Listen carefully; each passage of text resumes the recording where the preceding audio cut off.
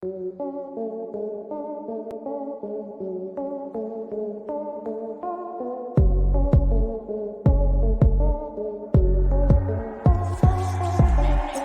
search is over, now welcome to First Mint. Looking for NFT content? Look no further, cause this is it. From Top Shot to blockchain, they got the data chops, analysis, and pack drops the shows equator hot. LG and Phil D, the best amongst others. Best brothers to happen to ball since the Ball brothers. So settle in, cause it's time for the best show. Ayo Quad, who we reppin'? First Mint. Let's go.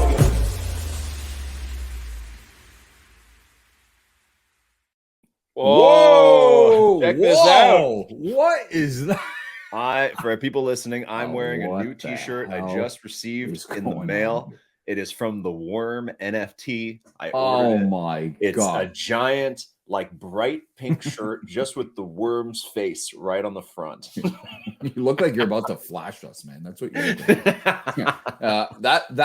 If you had given me a guess, I did not guess the worm at first. It looks more like the Kool-Aid man, but not like the nose part. It looks so much like the Kool-Aid man. But I've never seen a shirt that color. That's pretty impressive. Hold on. it's pretty Where cool. did you get this? Where did the worm sell this? Were they selling this when Mary Poppins came for a visit at NFT NYC? Is that where you got A it? year ago, almost a year ago. Yeah. Was it there? No, they sold it like through their Discord recently. I think they did. Oh my god. Like they have if a you had Discord. the worm at some point, which I think you did. You had the worm, right? I never had the worm because when the You worm never was had the going worm. around, I had no clue how to get ETH NFTs and like the whole gas Oh thing. yeah, it's I still was going like, around. yeah, cool, pass it on. And Yeah. I'm like, they're like, here you go. I'm like, nah, you pass it on. Okay, so for people who don't know what the worm is, because and Phil, you can still get it. It's not over. The worm was an NFT from the summer 2021, like all the the big boom of NFTs, but that didn't cost anything, and it was just one NFT. It wasn't a collection, and the only way you could get it is somebody else had to send it to you. So it became this like game of, I guess, kind of like a not broken telephone, but this kind of like pass it on, where they kept saying things like the first 100 wallets to have it are going to get something special, whatever. So it became this race. Like every day people were like, where's the worm today? Like I heard it's in First Mint. I heard it's in this place. I heard it's in Plunge's Discord, and it'd make its way around. And then every Discord would make a list of like, okay, so, Phil's going to give it to LG. LG's going to give it to Plunge. Plunge is going to give it to Quad. But then by the second or third one, it'd get sent somewhere else. Like somebody would deviate and send it to a completely different community. And what it did, the NFT was actually really cool. It would leave like a hologram soulbound NFT that you couldn't move or sell in your wallet that just was a hologram of the worm, and it said the number of which you had it. So I was number like 110 or something. And they recently reached 1,000. So they've passed it through 1,000 different wallets. And they came to our NFT NYC barbecue last year, which was super fun. Really cool. And they brought a 9-foot long worm that they made that was probably like a foot in diameter, maybe 2 feet in diameter. It was massive. Like you needed like 3 people to carry it. And we wrote it. We put it on a picnic table and we sat on it and we wrote it like it was a bobsled. Synchronized wrote it, where they kind of like a bobsled back and forth. Yeah, we got to show the video that one time. But the worm, I've been terrified of the whole thing since it started. To be honest with you, I went on that Spaces, one of the early Spaces that the worm, I guess, people held, which we ended up meeting them in New York. They're really cool. It's actually a couple. From where are they from? Are they from Indiana or something like that? Yeah, I don't remember where I think they came so. from. Somewhere like that. Yeah, somewhere in the middle of the US. And apparently, after listening to that Spaces, I went on one of our live shows and declared that listening to everything they do at the Worm is like a cult. It sounded like cult activity to me. Like it sounded like one of those things where everyone goes on their knees and like drinks the purple Kool-Aid, and then we'll see you in the other world, right? So that was my perception of it. It was really weird. I couldn't listen to their Spaces anymore. But then when I met them in New York, I was like, I think there were tweets going back and forth that the real Phil D and the Worm are going to bury the hatchet. Okay. And we show up there. I meet them. I'm like, these are super cool people. The Worm is a cool thing. Nice. And then they dropped this bomb on me. They gave me that little Bible they have. Yes. They didn't give me, there's 2 Bibles they carry around. There's the tiny little Bibles. They're kind of like zines. If anybody knows what a zine is, it's like a mini magazine, like super nerdy people used to make like 20 years ago. And they made some about the Worm. I was awful at those in class. That was like an assignment in class, and mine would be the same on every page. It was terrible. So she hands me 2 of these, and she's like, open the red one. And I'm like, well, what's the difference? She's like, one of them is like heaven, the other one's like hell. Or she didn't say exactly that, but it was something like that. Because they have She's a like, little Church of the Worm. Church of the Worm for the good people and the bad people. And she told me that I could find myself in the bad people one.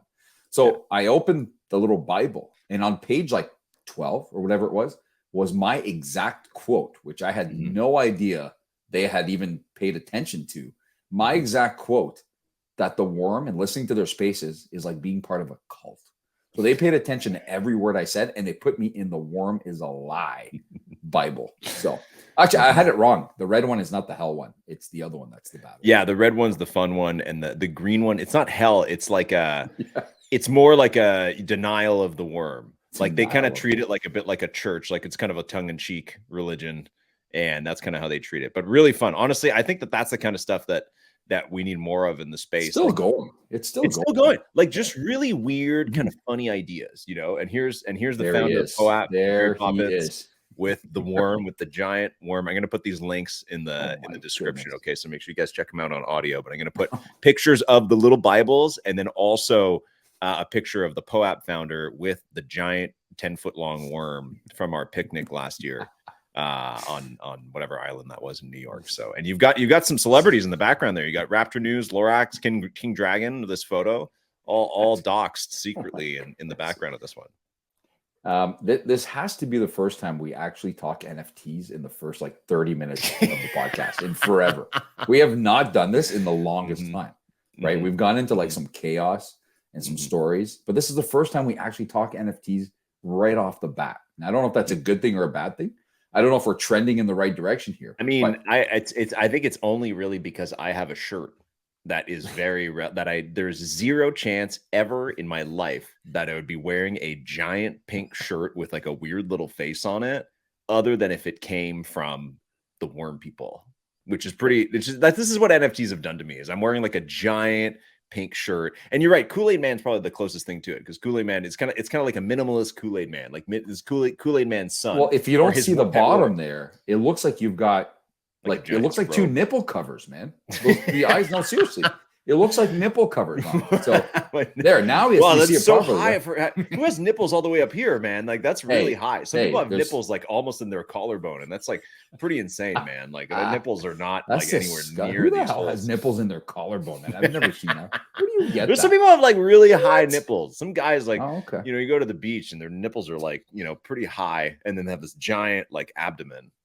Things you didn't know before today is that when LG goes to the beach, he checks out guys' nipples and see how high they are. When they're freakishly high, I gotta stare. I gotta see what's going on. It's rude to you can't stare. You can't stare at you can't stare at the women. That's creepy and weird. So you gotta stare at the guys.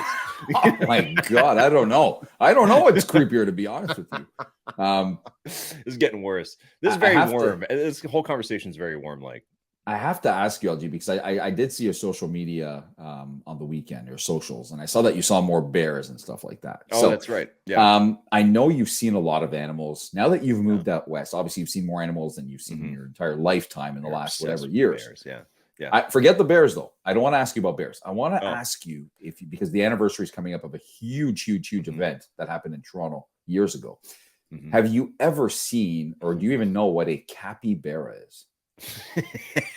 Yes, it's this like Brazilian groundhog kind of thing, and it makes an absolutely berserk sound. Yeah. Wait, they're not groundhogs. They're actually gigantic hamsters. Actually, yeah, they're giant hamsters. I thought they kind of look like groundhogs, but hamsters they're the biggest rodent on the planet by like a country mile. There's no rodent that even comes even a quarter of their size. No. And they're psychotic. Like the way they dive into the water, like they're just nuts. They look like beavers. They're huge. So I would say 4 or 5 years ago in the city of Toronto, we have the official Toronto Zoo. Okay, that's the big zoo where they've got the giraffes, the lions, and all that. But downtown Toronto, and that first zoo is outside the city. It's not in the city. But then there's a zoo in the middle of the city of Toronto called the High Park Zoo. And they kind of keep these obscure animals there. They don't keep lions, tigers, any of that stuff. They keep things like capybaras, peacocks, weird-ass animals like that. And about 4 or 5 years ago, here it is. Here's the clip. There's the story. 2 of these capybaras escaped their like enclosed area in the city of Toronto High Park Zoo, and it turned into like the manhunt of the century to find these 2. Okay. They actually There it brought in goes. experts from like Peru, Argentina, the countries who have capybaras. They brought in a bunch of experts because the zoo searched for a month or two and nothing. They didn't find dead bodies. They're like, there's no predators for these things. So they're not just dead somewhere they got eaten. They're somewhere. They're either in someone's house or they're somewhere. And 4 or 5 months or whatever the hell it was passed. They brought in all these experts, paying them tons of money because apparently people who know capybaras would know where to find them in a big city like Toronto. And after all that, none of these experts found them. Someone who was on a walk one day saw a gigantic looking beaver in a pond really close to that zoo. And it was them. They were in a pond. They were a local pond just swimming around, having the time of their lives. But it literally turned the city upside down where they made posters that said like most wanted and had their pictures on it. Oh my God. And there was a huge reward. Toronto has always had weird incidents with animals. There's 2 really notable ones that people might remember. One was the dead raccoon from around the same time when a raccoon died, like he just died on a sidewalk downtown, and then people started putting candles and like built a whole memorial around the dead raccoon. And then there's also the IKEA monkey, which to me is like way beyond any of the other stories of Toronto, of just like the IKEA monkey was instantly like international footage of him because it was this little like gibbon monkey, whatever kind of monkey that he was. Those little tiny ones there. Those little tiny ones, and he was wearing like a giant fur coat, and he was in like the waiting area at IKEA, like when you're standing just inside IKEA, like before the last sliding door before you exit. And it was winter in Toronto, and he's waiting to go outside. And he eventually ran to his owner. I guess he actually went in the store looking for it. So she left him in the car in the parking lot of IKEA. And this guy got out. Like, I guess monkey's not an unlocked. Darwin, his name. Japanese macaque. His name. He was a Japanese macaque. That's it. Here we go. And he walked in the door with other people, like he's just a regular person. And he went looking for his owner. Look at this guy. Now, we've shown this before, but look at this guy. And this thing actually went to court for like 10 years, whether she could get the monkey back, because you're not allowed to own just exotic animals like that. No, you need like a special license or something. Although I forgot to send this to you, LG, but speaking of Toronto and their drama with animals, there was apparently a cheetah spotted downtown Toronto the other day. I saw that. There's a video. That. I did see that. Yeah. It's not a cheetah, man. It was looks a like leopard. It was a leopard, wasn't it? Wait, hold on. You're saying it's actually true? We had a leopard / cheetahs running around downtown. How's it even possible? Come on. I don't know. I don't know where these. It never ends here. If ever you come to Toronto, be prepared to see animals you've never seen. Yeah. LG mentioned it. That whole raccoon thing, there's still like a grave site for that one raccoon downtown Toronto that got hit by, I don't know what happened to him, but the viral sensation too. That it was a memorial made waves. For years, right? Where people lighting candles at night for this one freaking raccoon. And there's always Toronto every couple of years just has some kind of like international meme. And it's never something like overly positive. It's always something like completely insane. That's just like all that's in the last decade, and also fits in with like the Rob Ford crack smoking and stuff. Like, it's just, there's just every couple of years there's something that's like just insane that happens out of that city and makes international news in some for all the wrong reasons, incredibly memeable way. Like, it's always a joke. Like, it's never a positive. It never. Anyways, yeah, exactly. So I just wanted to see if you knew if you had seen any of those and if you knew what they were, because the anniversary of their disappearance, I guess you could say, is coming up. It was actually on some news site saying, "Hey, remember this 5 years ago?" And that was one of the best times of my life. I was going nuts with that whole thing, like all those wanted posters all over town. I loved it. That's my favorite thing. I should have gone looking for. How the fuck, Phil? How are we 14 minutes into the show? I could swear we just started. Have we been talking about the worm and IKEA monkey for capybaras? How's that even possible? I feel like we started like 3 minutes ago. It feels like it. It feels like, man, what is happening? I didn't even get to tell you what just happened to me 5 minutes before we went to air. Oh, great. I live in a neighborhood where whatever you put out in front of your house, you've got 5 minutes. You got 5 minutes to make up your mind if you want to keep that thing or not, because it will be gone. Okay. I'm not joking. Yeah. Some people dream of neighborhoods like that because some people want to throw all their shit out and the garbage people won't pick them up. So they have to, take it to the dump and all that. In this neighborhood, you've got absolutely every scavenger on the planet looking to take your stuff to either resell it or break it down and take the metals and all that. So I put out a gigantic barbecue last night. Okay. I put it out last night. What's wrong with the barbecue? And the barbecue was fully functional. Yeah. But when we opened it a couple of weeks ago, maybe it was before the winter. I can't remember, but it was still there. Forget the caterpillars. They're fully gone. I made that comment yesterday. They're completely gone. Like they're gone. Okay. They didn't come back this year. Okay. There was some white fur all over the place in the barbecue. Okay. The only animal I have ever seen, and I see them all the time in this neighborhood with white fur, is a gigantic possum. Okay. And possums are good because apparently they eat ticks. That's the only reason they're good. They eat ticks. And we have a ton of ticks in our area. So I'm happy they're here. But knowing the possum was in that barbecue and his fur was stuck all over like the grill and like the grease pan and all that, that thing is gone for life. Doesn't matter. You heat that thing to 1,000,000 degrees. You're not eating off that. There's no chance. Gone. There's no recovery. So I put it out and it's, like 7, 8, 9 years old. And I said, well, man, I don't know if someone's going to take this. And I was being dumb, obviously, because I know this neighborhood really well. And sure enough, without knowing if it works or not, like I didn't put a sign, hey, this works. I didn't do anything. I just left it there. And I came back, but an hour later, it was long gone. And I'm telling you this now, right now, you needed 3 people to carry this thing. It was a gigantic one. So whoever takes these things. Yeah, I remember we ate from it like not last year, the year before. Yeah, when we came you have to have a truck, first of all. I think you massive. have to have 2, giant 3, ass barbecue. 4 people. Yeah. And apparently there are people like that just go around and they've got all the guys in their car ready to lift. Oh, they've got like a truck. Did you put out a curb alert? Do you ever do that on Craigslist? You ever go to that section? What's a curb alert? Curb alert is a tag you can put on Craigslist when you're selling stuff or giving stuff away for free. Oh, wow. And curb alert is that you have just put something out on your curb. So like curb alert, and it's a photo of like the dresser or the barbecue or whatever, your books or whatever. You're like, curb alert, just put this out. Here's the address. And people show up instantly. Yeah. So there's such thing as a curb alert, but you didn't even do that. Like that's the thing. No, we don't need I guess in your neighborhood, you don't even need the curb alert. It's instant. People instantly show up. It really is. So now the real test. Okay. Garbage day is tomorrow. So this is the time they come around. That's why I put it out. Yeah. I just put out another item. I sliced my arm open doing it because it was just me by myself. My son, your nephew, nowhere to be seen right now. He's at work. So I needed to get it out there, hoping that it goes tonight. I took a gigantic couch. Okay. Whoa. And I kind of dragged it. What's wrong with the couch? The possum living there too? The couch, the seat that I sit in, you know this because you've been here before. Oh, yeah. It sinks to like the ground. Okay.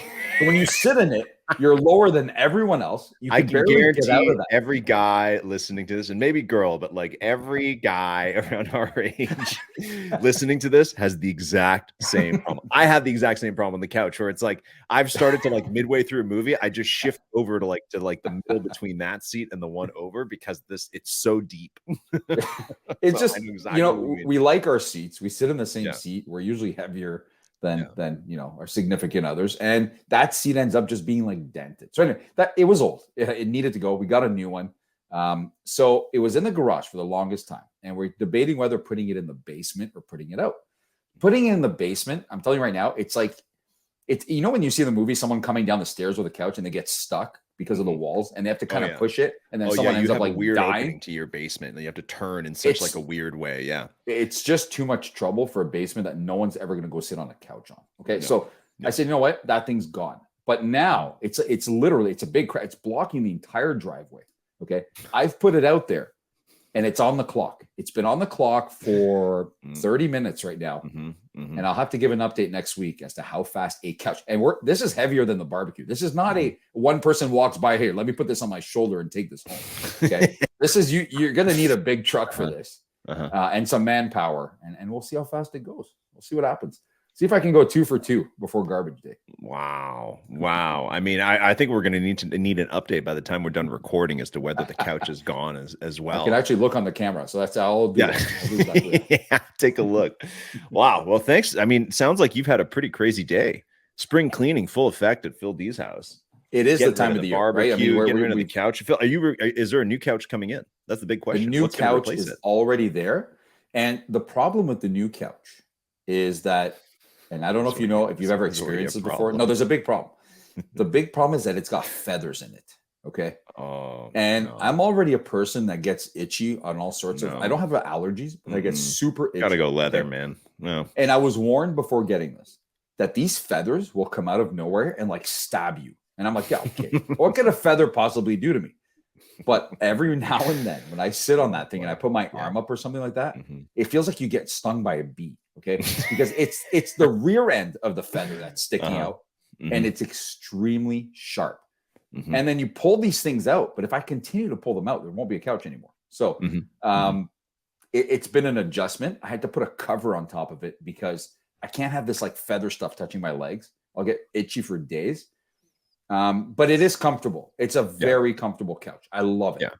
But it's just this whole feathers thing. I don't know. It's like I feel like there's birds under me. Like who chose the couch? Here's a big question. Who chose the couch? It was we knew someone who was getting rid of it.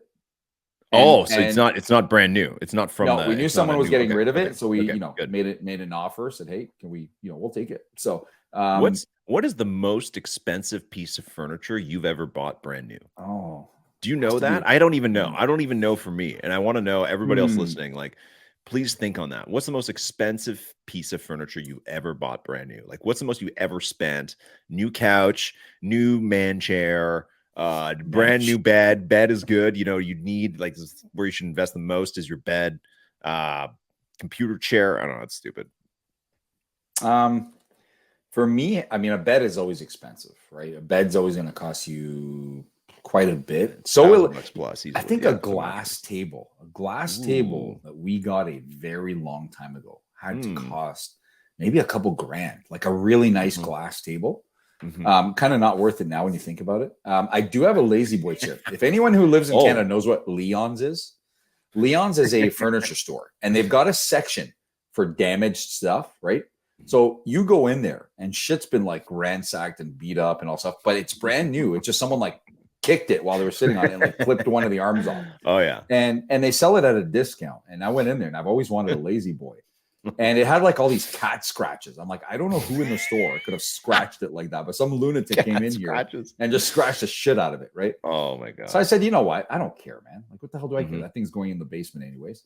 So it retailed at like $800 or $900. And I think I got it for like $200 or $300 or something like that. And I still have it. Nice. Okay. Yeah. Unfortunately, it's my daughter's bunny's favorite hiding spot when they get out of their cage, and you can't get them out of there.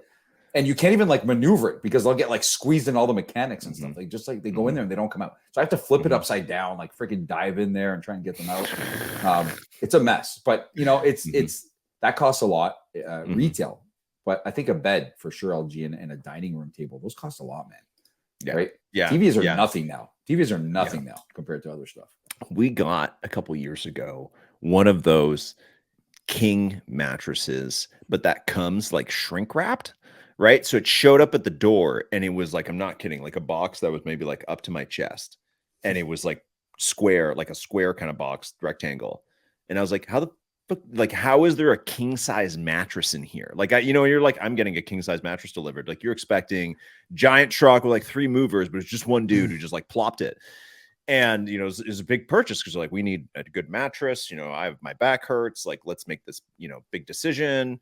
And dude, I opened this thing and it's the kind of thing where it's like, it's shrink wrapped. So it's like just all like just sucked in and like rolled up like a little burrito or something, or like a croissant, and it's the kind of thing where it's like you slice the plastic open and you could hear like the air like suck in. It's like, and you have to like remove the plastic quickly and then just leave the mattress and it just unrolls on its own and then expands for like 2 hours.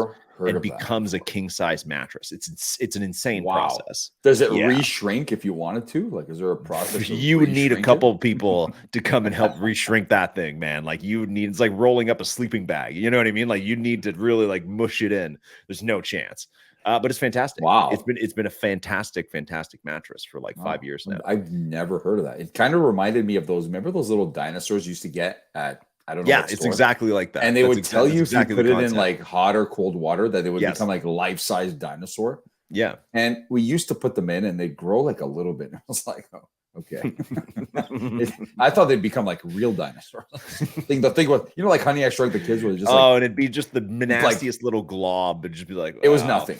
Yeah, it'd be gone in the garbage the next second. You'd never. That was such a good gimmick though, because they'd make the TV commercials and you'd be like, wow, like I need to get this. A real life dinosaur. Like, oh my God, yeah, a real dinosaur. Like in the commercial, the dinosaur would get up and like eat the kids and stuff. You'd be like, oh, the kid's like, shit, here we go. Yeah. Meanwhile, it grows the size Every of like commercial is like that when small we were apple. kids. Oh yeah. Yeah, and it doesn't look like a dinosaur at all by the time it's grown. It's just like a gross blob. That and sea monkeys, like two of the biggest Oh scams. my Sea monkeys God, just sea looked monkeys. like some kind of disease. Like they didn't look like monkeys at all. But on the box, it's like little monkeys wearing crowns and stuff, like the little underwater kingdom. Once you grow them, they're just like weird bacteria. Like it's terrible. It's awful. In the booklet, it showed them. You're right, with like a crown and like and they look like monkeys. And they're like, okay, forget what you see in person. This is what they really look like. Those little things, they look like this, but you're not going to see them. You're going to see a disgusting. Yeah, those are real gimmicks. And there was a reason they only cost like $5. It's because they knew people would be like, yeah, no. Hey, $5 was a lot back then. It's like nothing now, but that was a lot. All right, that was like at least 5 different chocolate bars back then. Okay, that was a lot if you paid for that with your allowance instead of getting a bunch of candy or whatever you wanted. So, you know, it was a decent amount. Phil, let's. I like, last week I said that people like it when we talk about nostalgia, and then we didn't talk about it at all. And I like now that we went right into it. Although I think this is more like relatable, home problems of like your barbecue with the possum living in it and people's like sunken part of the couch. I think that this is very relatable. So I hope everybody listening enjoyed that part. Phil, it's Monday, May 29th. The Celtics are still alive. Oh. Somehow I feel like our podcasts have been incredibly well timed at different points in the NBA playoffs, where there's always like whatever happened that week has always been like a complete shocker. Honestly, did you expect to be at this point with the Celtics winning 3 games in a row, and now Scott Foster reffing tonight for Game 7 has the Heat are 0-13 when he's the ref, and the Celtics are like 20-0 or whatever. Did you expect to be at this point? And honestly, how much do you actually care at this point? I mean, okay, so I think when we did the show last week, we were like, okay, everyone was talking about the best conference finals of all time. And we were on the verge of a double sweep. The NHL was also on the verge of a double sweep. And we were man, after saying these are the greatest playoffs ever for like the millionth time, like we say every year, we were on the verge of having like the biggest dud of conference finals in both sports. Now, the Dallas Stars in hockey will not go away. Okay, they're still there. They can force a Game 7 tonight after being down 3-0. And the Boston Celtics are now on the verge of making history because the teams that are down 3-0 or 3-0 in a series are 0-150 right now. I did say it though, when Miami failed to close the series out Game 4, I said now the pressure will come big time, not in Game 5, but in Game 6 when they go back home. If they can't do it there, then consider them done. And I kind of still stand by that. I think that Miami is done. But just based on history, they are not the first team to blow the next 3 games and have to go on the road and find a way to win. Okay. It's happened before where everyone counts out a team that just lost and blew the whole series and they still find a way to win. Okay. Well, that 115-0 doesn't a lot. I don't know how many of them, but a lot of those were Game 7s as well. It's not all those where they lost in Game 4 and they got swept. A lot of them are sweeps or Game 5s or Game 6s, but there's still enough of them that are Game 7s. Like if Miami wins tonight, you'll literally never think about that again. You'll never think that they lost those 3 games. You'll just know that they won. Right. That's right. So it's just, it vanishes if it doesn't happen. Basically, it doesn't matter what the circumstance was. There's been like 10 of them, I think, in the past that went to Game 7, something like that. But all those teams failed. And what I'm saying is that Miami has found a way to look. They look dead in the water. That's the thing. They really do. I think all hope is almost lost in the sense that, they didn't just get killed again in Game 6. Although I don't know what's better. I don't know if it's a better thing to get killed in Game 6 or to lose the way they did. Because I kind of get the feeling that losing the way they did, they know the formula to compete with Boston and they know what they need to do. They just have to execute when it matters. And that was the difference between the games they won and the games they lost. Jimmy Butler was executing down the stretch in those games, and he did not do it in Game 6. What if he does it tonight? They have a great coach. They have guys who've been there before. I think tonight's game is not automatic for Boston to win. I just don't. you know what I mean? No, That's, at this I don't think it's point, I automatic. would say that the pressure is on Boston more than anything, That's right? right. Like, as I agree with you that it's like, yeah, the pressure went onto Miami if they didn't close out in game 4. And then the Celtics started this whole weird narrative in the media of like, hey, Miami, don't give us one, you know, and trying to be all Yes. cute, coy Smart and though. cute That's about smart it, right? though. That's It was smart, right? Rather than, They're still you know, going. kind of So the depressed answer that everybody has, like the Maple Leafs had of like, well, it's not impossible, you know, the same old like boring press conference kind of thing. It's like, no, I thought that was smart. don't do it. Yeah. But I would say at this point, you know, the pressure was off the Celtics because they totally blew it in the first 3 games. Yep. But now I think it will be such a disappointment if they don't do it. Oh, That's the thing. pressure's It's right like back obviously on, I think. if they got swept, obviously huge disappointment for another season lost for the Celtics with this core, especially with Jaylen Brown, kind of uncertain situation from here. But now they've built up so much hope. And Phil, we've been on both ends. We've lost a huge comeback. We've come back and won. We've come back and lost. I think that one of the worst things in all those scenarios of sports, of big comebacks, is to make a huge comeback. Yes. And then still lose, even after you thought you were going to win, right? Like, I think that is one of the things where it's like, wow, your team came all the way back. You've got all the momentum, and then you lose anyways. I think that is actually one of the most painful ones, because if you just got blown away, you're like, well, we got to make changes because our team sucks, right? Like, our team just could not compete.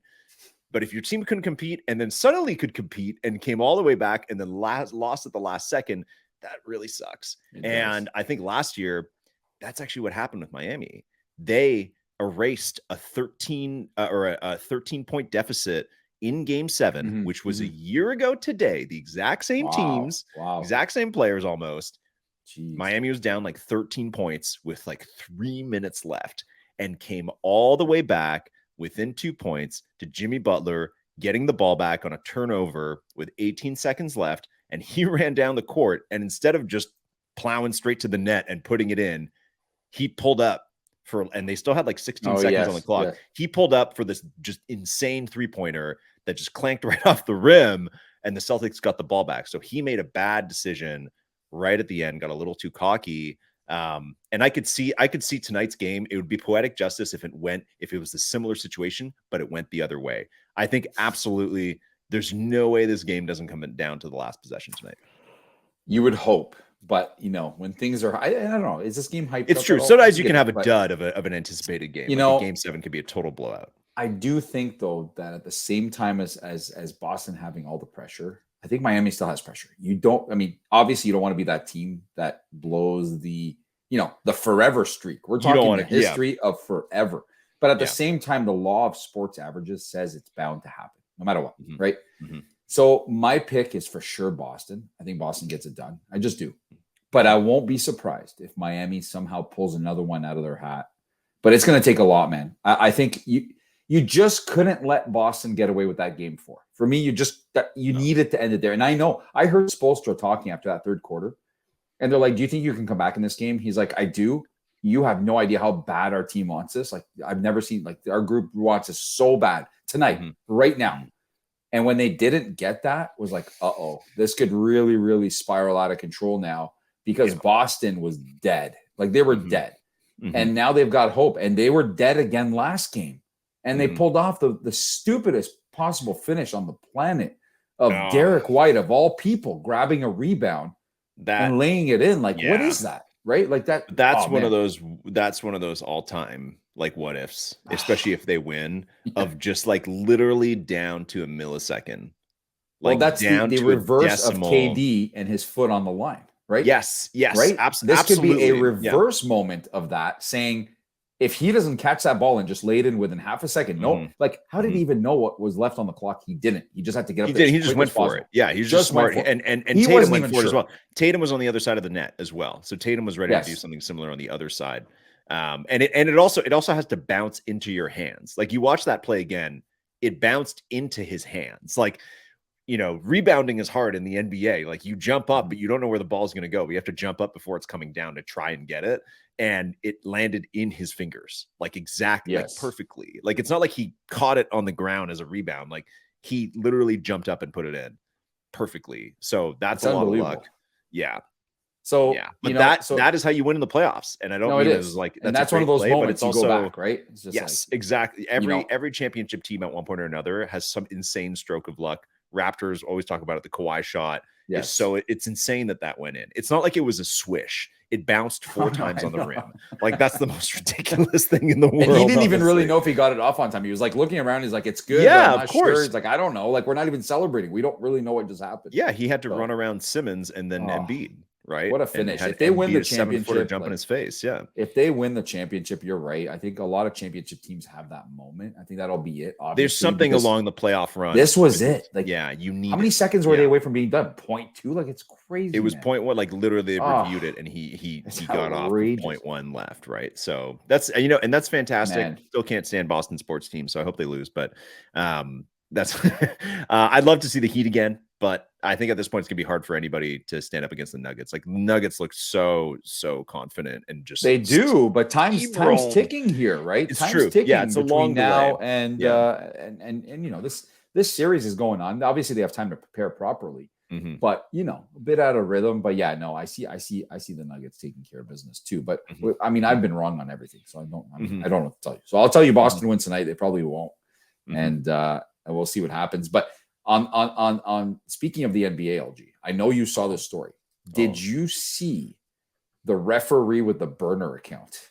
Oh man, my favorite story so of last good. week. Eric Lewis, so good, man. Oh my god! So I hope people saw this. His responses are amazing. What was it, Friday or something like that, or it was on Saturday? It was yesterday, like Sunday even, or Saturday or Sunday. I thought it was. Oh man, hold on. Last couple days, this came out that NBA referee Eric Lewis, who's been in the league like 15 years or whatever it is, has been using a burner account, to absolutely destroy and trash people that were trashing him and other NBA referees. And as a referee, you are not allowed to post anything on social media that has to do with stuff like this unless approved by the league. Of course. And then I'm like, well, how do we find this character? Like, it doesn't say in any of the stories what his name is. But sure enough, the internet sleuths were out in full force. And there are clips everywhere of this. I forgot what the name is of the guy. It's like Cliff something. It's Blair Cutcliffe. Blair Cutcliffe. Getting so emotional at everything posted, like going bonkers.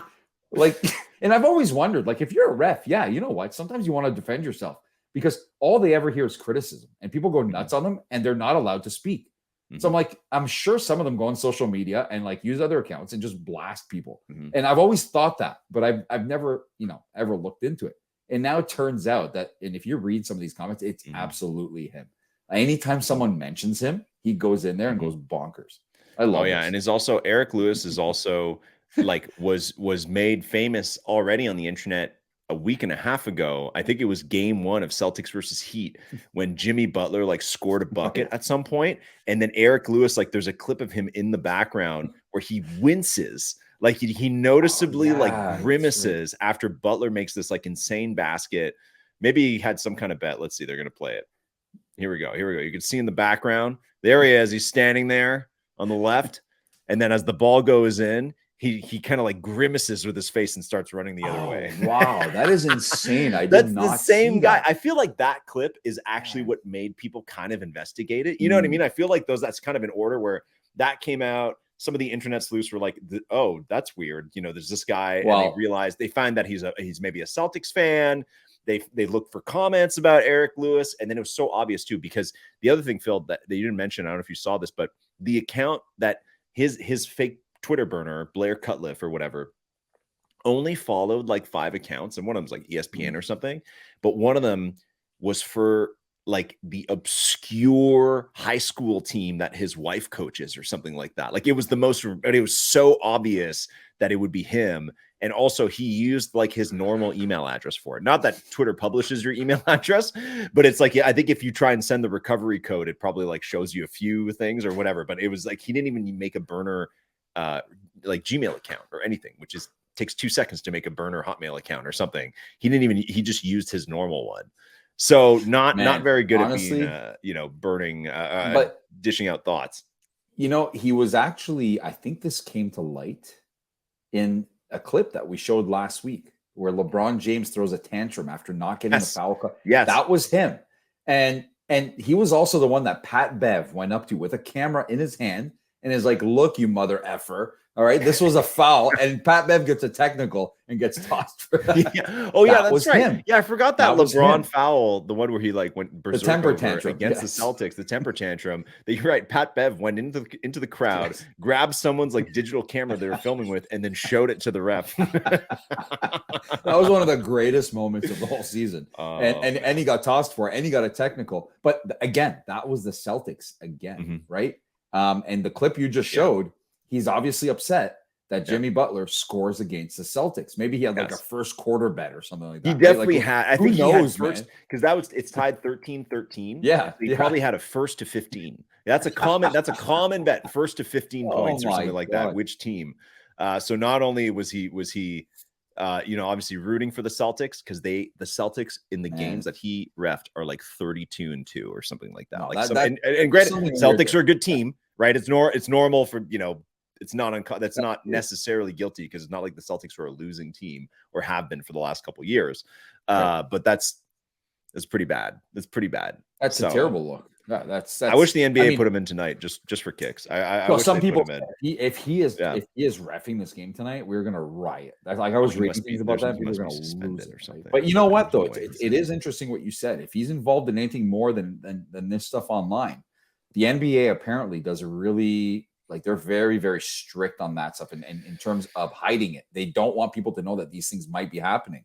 If you watch the Tim Donaghy documentary, which again, I took that thing with a grain of salt, okay, because we only heard his story. You're hearing the story from a bunch of criminals. Like it was pretty credible, though. I mean, it's credible for sure, but it's still criminals telling you they're part of the story. So it's like at the end of the day, like these are guys that are in jail, right? So it's like you can only, they're committing crimes, so it's you only trust them so much. But yes, so when that thing came out, I said, the one thing he kept saying is that other refs are involved, and I'm the only one getting pinned on this. A lot of refs are involved with weird stuff like that. But the main thing we found out is that the NBA did everything in their power that entire year to, even though they busted him, they really wanted this swept under the rug. They didn't want anybody nothing to do with it going out. And the Donaghy team is actually the one that I think went public with it, so that they, more. I don't know what was behind it, but anyways. And in that time, Tim Donaghy made 167 phone calls to Scott Foster, who's reffing tonight's Game 7 between the Celtics and the Heat. I will say, Phil, listen, obviously we're saying that the NBA, well, maybe Eric Lewis is rigging it a certain way, but the NBA always tries to rig it for its stars. And part of me doesn't necessarily disagree that that's bad. Obviously, I want the game to be fair, but the NBA does such a good job of really managing the narratives of the league, making sure there's always marquee teams or marquee stars that are playing each other. And whether that's on purpose or that's just a byproduct of the way they've set up the league so that the stars rise to the top and stars gravitate towards the big markets. It's always shocking and fun when there's a small market team who actually goes all the way, right? It's like, whoa, that's exciting, a different team. But otherwise, the highest ratings are always going to be for the marquee teams playing each other or playing a big game, right? One of the biggest ratings of the last couple of years was Warriors Kings Game 7, right? People want to see a Warriors. Do they have it? Oh, young, fun team challenging them, right? That's what people want to see. And people, like we said 2 weeks ago, the NBA definitely wanted Lakers and Celtics. Not going to get their Lakers dream, because no amount of reffing can undo a 7-footer throwing soccer throw-ins from the logo. Basically, doesn't matter how many fouls you give for LeBron, you can't stop Jokic from throwing it from behind his head and scoring 3-pointers. So Nuggets clearly the better team. But that's something where it's funny seeing them do it. And then seeing the NHL not even try to do anything like that ever, other than they kind of do it. It's like Chicago gets the first draft pick overall, but right now it's those things. Gary Bettman's NHL. All he wants is the small market expansion teams to play each other in the finals. That's his biggest dream, is to just watch that happen over and over and over again, while the big markets keep making all their money, and it doesn't matter. Non-Canadian teams too. But he doesn't understand that it's if you literally told the refs like, hey, listen, just try and make sure that the finals always has a mix of like Chicago, the Rangers, the Bruins, the Leafs, or like some kind of mix of those teams. Like, just make sure we always have one of them in there, that the ratings would be way better. Like, that it just would be better. Rather, he's like, okay, yeah, let it be the Panthers and Golden Knights. Sure. Like, that's something that all hockey fans are really excited about. So maybe Bettman can take a little page from Adam Silver's book there. Did you see Brooks Koepka, who won the PGA Championship? The next day, he was at the Florida Panthers Game 3. That was right after we recorded last week. Did you see him in that press box? No. Maybe. Yes. Yeah. He's snapping, right? Yeah. He's a big Panthers fan. And it was so obvious that he was like, honestly, I don't know if he's, I'm not going to make this assumption, but I am going to make that assumption. Doesn't know anything about hockey. If there's I don't know a cokehead when I see one, but I know a cokehead when I look at him. Okay. Because did you see that clip of him? The with unblinking his eyes one. Just stuck open for like here it is. 2 minutes. Like, okay. Anyone who I saw knows this on anything about social. this, Yeah. Hold on, here we go. it's pretty obvious what he's the on. clap to blink ratio is what somebody said about this clip.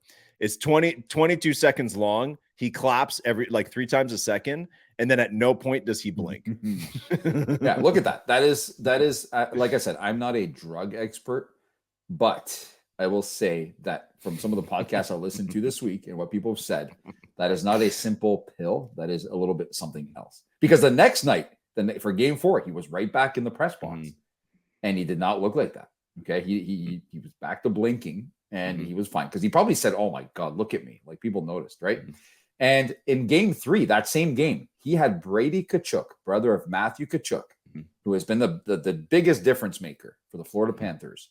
One of the biggest acquisitions maybe in NHL history to make that much of an impact right away on a team. His brother, who plays for the Ottawa Senators and is the captain of the Senators. When Matthew played for the Flames last year, Brady, his brother, who never makes the playoffs, went to Calgary, wore Calgary Flames like gear, and was in the crowd going nuts with the whole Tkachuk family. And the Tkachuk family, for those who don't know, dad Keith played in the NHL, had a legendary career as kind of a real asshole and a guy who could score. And his sons are the exact same. So anyways, Brady had announced this year that he would not be attending the Panthers games because they are in the same division as his Ottawa Senators. But obviously, he couldn't help himself because he ended up at this game in the same suite as Brooks Koepka. And they were chugging beers out of the PGA Championship trophy to the point where Brady drank the entire thing and then put it all over his head and almost broke the trophy. Okay. Some major partying going on in there. And then Brooks, again, partied it up 2 nights later. And then on Friday, flew to Washington, D.C. to play in the Live Golf Tournament and shot a 5-under over the weekend after an entire week bender. Binging. Yeah. Going berserk. Massive bender. Just flies out just like that to Washington, D.C. and shoots a 5-under for the weekend in a golf tournament to make $300,000 and probably cover all his expenses of all that party. Cool. I love clips where athletes are like partying like normal degenerates. Like, do you remember after Ovechkin won the cup? Knew you were going there. And then, and he went to like a Washington Nationals game with the cup and like paraded it around and like rented out a section and invited a bunch. I think there were a bunch of random dudes and they were all like drinking out of the cup. And at one point he does like a keg stand and they flip him back up and he is so wasted. Like his eyes are cross-eyed and he's like he's just so drunk. And I love that. I think that's great. Like, I want to see that in athletes. It's like, yeah, man, you won. Like, you absolutely deserved the party part. You don't want to see them party when they lose. That's the thing. It's like, no, if the job ain't done, no partying, no fun. Like, you stay focused and then you party hard when it's time, right? Like, that's the biggest thing, right? Where you see guys celebrating or having fun or smiling when they lose. I hate that. One of the things I hate the most about specifically the NBA, and this is very much our father hates this as well, is at the end of every NBA game, maybe except for some playoff games, but definitely at the end of playoff series, no matter how intense the game was, 99% of the time, the players like hug each other, they laugh, they're having so much fun, like the game didn't matter. And it's like, dude, I want you to be freaking pissed that you lost. I don't care if you're on a shitty team and it's the middle of January, some meaningless game. Like, you're getting paid millions of dollars. You have an entire fan base that looks up to you. Like, you got to take this seriously. I can't stand that like chumminess. I'm down with, you can be friendly, but having fun is different. Like, at the end of the playoff series, totally, the losers should be sad. They should be mad at themselves. They should be really disappointed. They can go and be friendly to the other team and say, hey, go get them in the next round. That's totally fine with me. Like, I don't have a problem with that. I'm not saying you have to hate your opponent, but like minutes after you lose, smiling and having fun, no, that's totally like not okay to me. So the NBA does that better than everybody else. The NFL also has a terrible culture when it comes to that. But this is where NFL, this is NFL where I respect LeBron James so much, Mm. is that if you watched him when they got swept last game, Mhm. okay, people went nuts, and they do every time LeBron loses in the finals or in the playoffs. People lose their minds, of course, because what the game where he gets eliminated, the minute that final buzzer goes, he storms off the court. He does not congratulate anybody, and he leaves, and he's pissed. And it's always, for me, misperceived as being a sore loser and all that. But LeBron is obsessed with winning. Okay, he just is.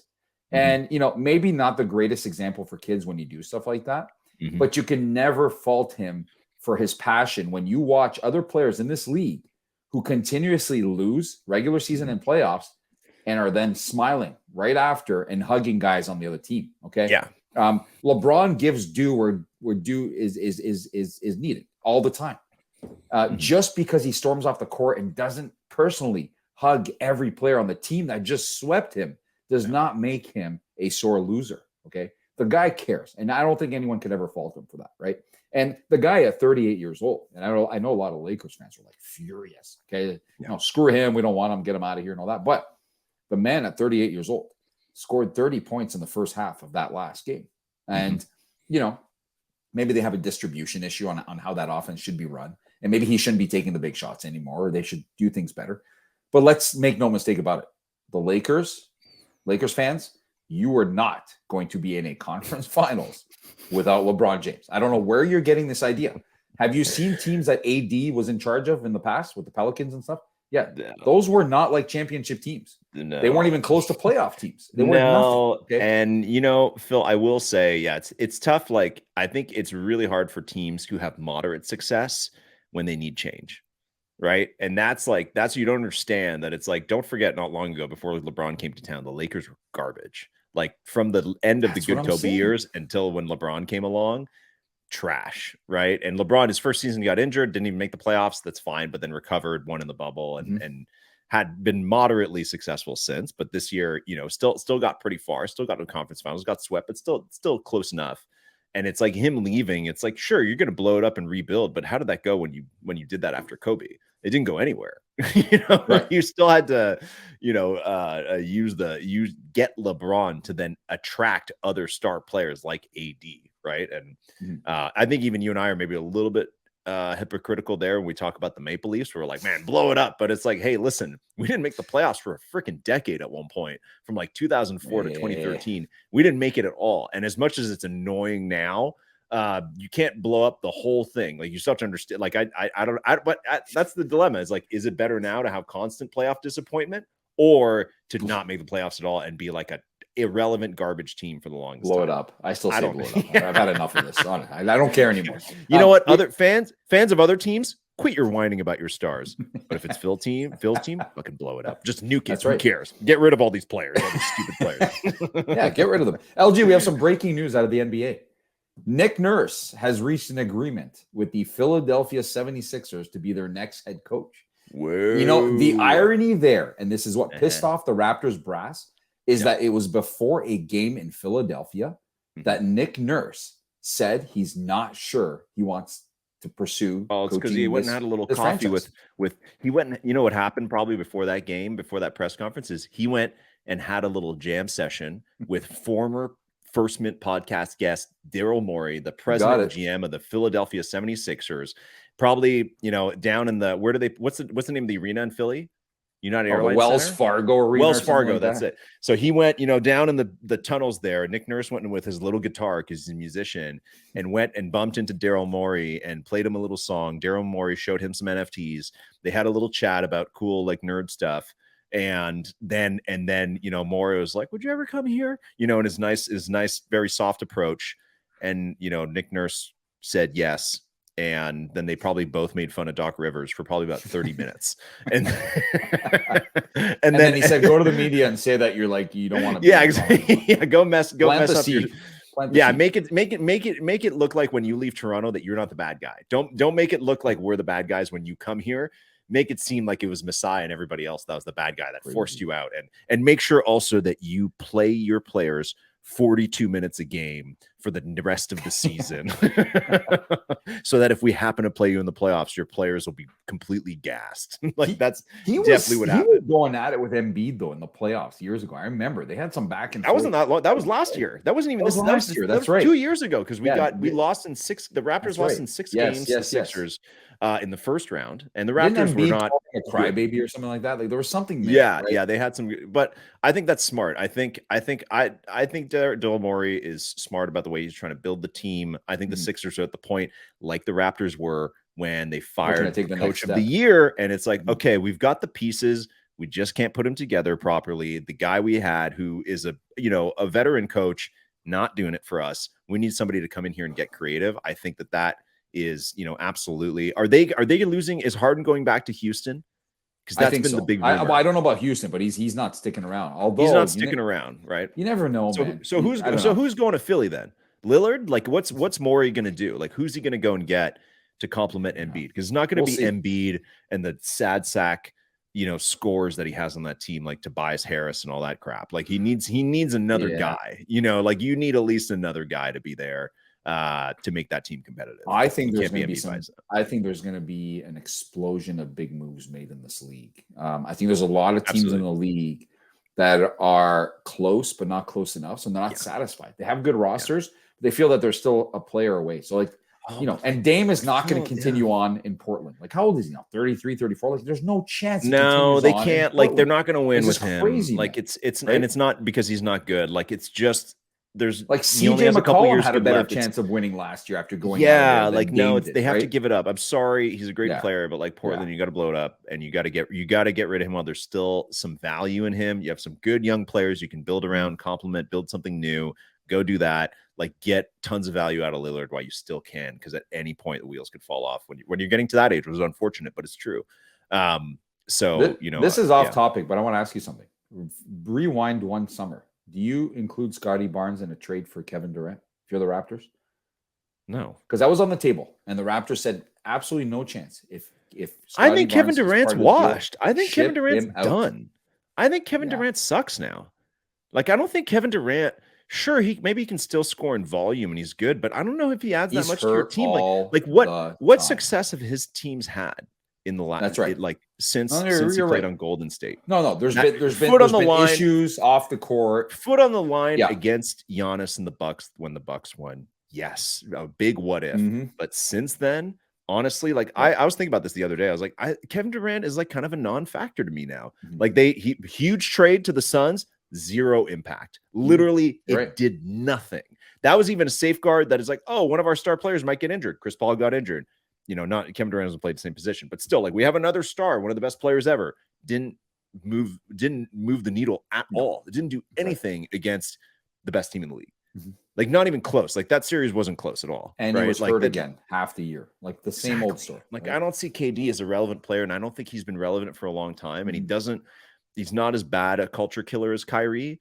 But I think he brings a lot of bad vibes with him, honestly. I agree. Like, it's not a player you want on your team, and especially at this point in his career. Like, no, like you're going to, sell the farm on your team for another 5 years for who knows what. And especially in a place where he might not want to be there. I don't think so. I don't think that's worth it. Like KD coming off the bench this season or something like that. Is he staying in Phoenix? KD? I don't know. I don't even know anymore. Yeah, I don't even know. I don't know either. I don't know how that's going to send everybody to the Lakers. Yeah. Honestly, send all those guys. Get Chris Paul out there. Get KD. Get Steph in 2 years.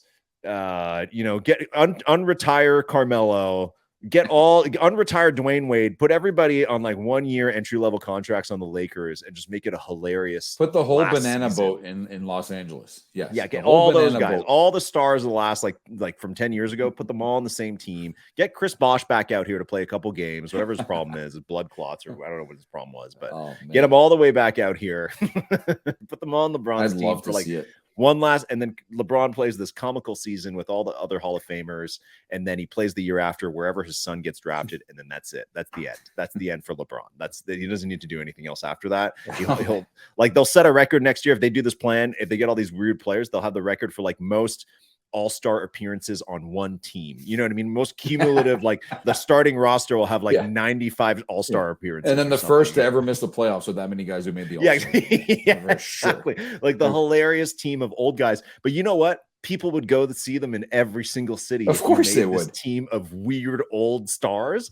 I think it'd be hilarious. Right? So why not? I think why not? Unless the Lakers have some clear path to rebuild the team, like I don't know who they'd get. Right, Siakam. I don't know. Right? Like who knows?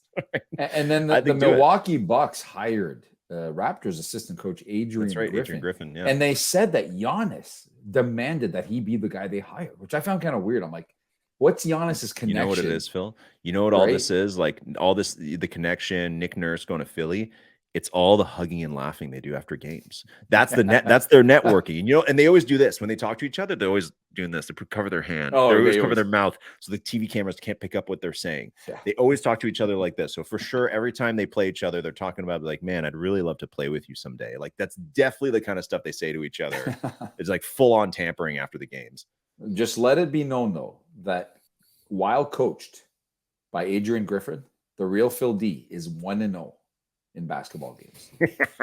And the coach on the other team, when the real Phil D won with Adrian Griffin as his head coach, Nick Nurse. 1-0.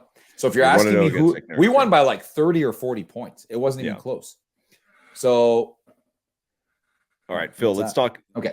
I just have to say one more thing about the NBA. I have to ask you something. Well, we're still going to talk NBA. I just want to ask you, did you see the exchange between Jamal Murray and Richard Jefferson after game, maybe it was game 4. I'm not sure. Well, what happened? No. So Jamal Murray put the headset on. He couldn't see who was talking to him. And he answered something like "sir" or something like that. And isn't that from a long time ago? Was it? Oh, I don't know. That's a super old clip. Oh shit! I just saw for the first time. Yes, sir. Oh yeah, that's from like last year or 2 years ago. So Barstool posted it, but I couldn't tell. Like I had no idea. I'd never seen it. Oh, that's such a good clip. And then Jamal Murray is just like, who the hell is Richard? Dude, that is like the old. I think that is the oldest. I had not seen that. That's from like 2 years ago. I did notice that the jerseys were the old jersey, and I was kind of like, what the hell is this from? Like a retro night? I don't remember them wearing that. Okay, I had not seen that. Such a good exchange. I actually enjoyed it. That's from a while ago. Yeah, that was classic Jamal Murray and his freaking weird personality. He's just weird, man. Okay, we can move on. All right, let's talk. Let's talk a little bit of Web3 NFTs. There's only so much going on. A few different things I want to talk about today, Phil. I want to talk about Top Shot letting people burn unlocked moments, which they said a year ago they wouldn't do. I want to talk overpriced JPEGs. And Frank DeGods, who runs a different ETH project, on that show recently talking about what he would do if he took over Top Shot, and I quote, "do it properly or do it right." So we're going to roll that clip, and then we're going to talk about what else we got here. NHL plans. What did I even know? Oh no. Yeah. Okay. Yeah. We're not going to talk NHL. Those guys are out for now. Yeah. Like, it's almost the NHL. End yeah. It's almost the end here. Nothing's happened. Like, come on. Yeah. NHL. I wrote some comments on Twitter. They didn't like that. But anyways, I don't think we need to talk about that. Phil, NFTU is shutting down. We're going to talk about that. Man. And then we're going to very briefly talk about Karate Combat, which is the new thing on my radar. That I want to do something with them. I don't know what it's going to be, but like I chatted with them. I want to do something with them because I think it's a cool concept. So we're gonna talk about that. But first, let's talk Top Shot. It's the thing that people always want to talk about. They love when we hate on it. So where do we start? Last week, it was the rookie revelations drop, right? Some legendary rookie moments from this year's rookies. I thought it was oversupply, as we all know. But the Palo Banchero is going for like 2,500 right now on a $500 pack price. So that's kind of a win. All the other legendary moments would be a loss if you bought it at the pack price. But he's doing well. But Phil, half the packs they sold just normally, like a high Top Shot score, and you get access to the pack, and then a public sale. In the other half, they rewarded to a burning leaderboard, right? So they had a leaderboard, and they said to get up to the top of this leaderboard, you have to burn rookie moments from any cards or moments that are designated rookie moments from past seasons, this season, or whatever. And basically, the top 10 people on the leaderboard would get varying amounts of these new packs. The top like 150 would get one of these new rookie packs, the rookie legendary packs from this season. And then the next like top 1,500 would all get like, I don't know, some kind of common pack or something like that. And people naturally, as you may know, burned way more moments that were like the value of the pack that they were getting. Like literally like spot 351, which got like just a basic common pack of like trash cards, burnt like 25,000 worth of Top Shot score, which is like equivalent to like $500 or something like that. So totally berserk. But they distributed half the packs that way, which is a new, okay, that's fine. Let people trade moments in for new ones. I think that that's fine.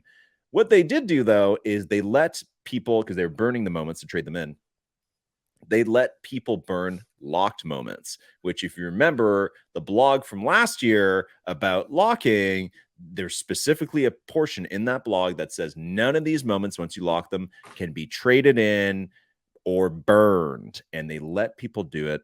Phil D, is this just par for the course for Top Shot now to do this kind of tomfoolery? It's some big bullshit because, I'll tell you something. I was watching this from the sidelines. I don't open every tweet, every blog, every Discord post about Top Shot. For me, if I check the challenges once or twice a week, see if there's something I can play in. I check the marketplace for the floors of the stuff I want to buy. And then I briefly follow whatever people send me via text or what's on social media. Okay. Mm-hmm. So I knew about these packs. I also knew there was some kind of burning thing, but I don't participate in anything that includes burning because I lock every single one of my moments. So I don't have any unlocked moments. Yeah. And it wasn't, you saw my natural reaction. For burning, basically. You don't sit around and wait to burn stuff. No. What I do is I actually trade all my trash that I don't want when I get packs and stuff for trade tickets, hoping that there'll be like a big drop for trade tickets somewhere down the line. Okay. I don't want to have to be scrambling at the last second for, and kind of my basis point is this: if I can sell it for $2 or more, I sell it, whatever it is. But if it's for $1, I trade it for a trade ticket because that will always be kind of the cost of a trade ticket. So why do I want 90 cents when I could get a trade ticket? Because I know that when it comes time to get trade tickets, I'll be trying to buy $1 stuff. So why even sell it for 90 cents? It makes no sense, right? Yeah, makes sense. So that's my strategy. So I did not know about this. Not that it made a difference. I don't own anything I wanted to burn anyways. But the fact that all of a sudden now, because there's so many challenges I couldn't participate in because I wasn't allowed to burn my locked stuff, right? That was always a big block for me. You need to own 5 of these, plus you need to own 2 of these, and you need to burn them. But if they're locked, guess what? You cannot participate in this challenge. That's what locked means. Right? Exactly. So all of a sudden now, you're telling me that out of nowhere, they're telling people that they can burn locked moments. And I think it was Veerman that posted a few weeks ago. What's this? It looks like, in the back script, you can now burn locked moments. Burn locked moments, yeah. So we knew something was coming, but I didn't pay attention. So when you guys brought this up in our Discord, I was just like, man, all right, I haven't been upset with Top Shot per se, but this is really annoying. It just is because, you're all over the place now. Like I would have done that for some of these challenges where I had everything but one. I even bought stuff for challenges sometimes, which is stupid, but I bought stuff for challenges only to realize at the last second that, wait a minute, I'm missing this because I need to burn it. I knew I had that moment, but now I have to burn it. I'm not burning that shit. Yeah. Yeah. So for me, that was disappointing. I have to say, I don't know what the deal is. Like, who's in charge, LG? Who's in charge of Top Shot? We've always asked that. They've got 2 shadow people in charge now, right? Because after the Janie thing, after Dave left as well as whatever he was GM, or I don't know what he was, but for Top Shot, but they, I asked that question and they said we have 2 people running the show now in terms of the game decisions, and we're not going to reveal their identities because They don't want another Janie to happen, another social media meltdown every day from them, which is Ah. fair. But I think now, you know, there's just no accountability. But at the same time, man, it's like, I think that, like, you know, a lot of people think about, hey, what's Top Shot going to be in the future? Oh, do you think they'll ever make it? They're going to fix it. This is what it is. This is what it is. Like, this is the kind of scandal. It's like, in the past, people go berserk over this. They'd have to put out a statement or whatever. Nobody even noticed, right? Nobody even cared. I had no clue. And I think that it's just the kind of thing where it's like, now, even the scandals, even the community outrage about them going back on their word, changing direction, all that kind of stuff. I think that that's going to fade away, because I think people are super indifferent. Like, people are tired about arguing about it, and it's clear the product's not about to change. The redemptions, again, I always say redemptions, fantastic thing. But if that's only going to be like one thing you do every once in a while, but then otherwise you're going to keep oversupplying and keep going back on your word, that's what the product is. You know what I mean? And I think that that's kind of the issue here, where it's like, you can find these, I guess, like, not rugs, but like contradictions all over the place from them. And it just makes it that, like, anything they say they're going to do, like, lock your moments for this, come and trade your tickets in for this, if you get on this team leaderboard, you're going to get blah, blah, blah. It just makes none of it true. Honestly, it makes none of it true until it's happening. Like, it makes every single thing they write in their little blog completely irrelevant about the future of the project, because there's zero chance that they're actually going to stick to it. Unless it fits whatever their new decision is. And I know they're building out in the open and the beta and all that kind of stuff, but it's like, this is what the product is now. There's no, it's not this. This is what it is, right? So it's disappointing. I saw some people get upset, but, like, you know, like you said, I think people have kind of gotten used to this is how they approach things, right? They will move the goalposts when they can, and when you complain to the highest level about it, nothing's going to happen. Okay. No. We're not even in the stage anymore of like, oops, sorry, we did that. Here's a free pack. There's no more of that, right? So it doesn't get you very far, and it has been kind of their MO for a while to do this kind of stuff. So, and for me, again, it was disappointing, because, you know, like I said, there had been times where I had started a challenge to my own fault, not reading the rules of the challenge, and I'm like, okay, I have this high prized moment. I didn't know you need to burn it, right? Yeah. And I'll buy these 2 or 3 moments I'm missing, but then what? Hold on a second. I need to burn. So no. So for me, burning was never a thing. As hell. It's confusing as hell, and right? They also now, you know, another thing too they do to, like, try and mitigate feedback is now they've opened yet another, like, collectors group, right? And so last week they launched applications for the Collectors Council, right? Which sounds in theory sounds good. A lot of NFT projects have a community council of, like, elected members, like Bored Apes. Like, Swicky is running for Bored Ape Council right now. She put her nomination in, and those people advise the project and bridge, you know, community to project leads. And I think that makes tons of sense. And that's one of the things that's beautiful about Web3 is you can kind of have this more democratic process, and that's normal for a lot of I'm sure even video games have, like, high powered community groups, right? Yeah. But Top Shot has so many of these groups. They have the Nine Lives Lounge, which is the cool cats. They have the VIP, which is a total shit show from what I hear now. It's just people complaining. They, like, you know, there's a group of they have, like, there's the community builders channel that I'm in, but, like, nothing happens in that. I think they just give us updates sometimes. And then there's also the affiliate program that they tried a little while back. And for redemptions to help spread the word, and probably a few others that I'm missing.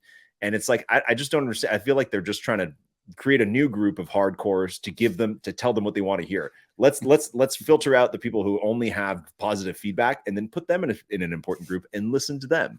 But it's like, that's what you tried to do twice, and it didn't work because you ended up pissing them off by breaking your promises. So I don't understand what the use of another community council is going to be. I think that's just like, you're just keep trying to look for a new positive. Like, you're doing something. Yeah. Well, like, you're doing something, but it's like, there's this, listen, I'm going to tell you right now what that community council is going to tell you. And it's the same feedback from Twitter, from the Nine Lives Lounge, from the VIP, and from every other community group. There are 2 main pieces of feedback, 2 things that people really hate and they want to see change. Okay. Yeah. Supply. There's too much of it. Simple. 2, leadership. That's it. There's nothing else. Everything else, even the stuff I'm talking about, you know, they said this in a blog a year ago, whatever. That's leadership. You know, everything else that happens falls into either of those 2 buckets. And that you amalgamate all the feedback. Those are the 2 issues. It's very simple. Like those are the only two things that actually matter.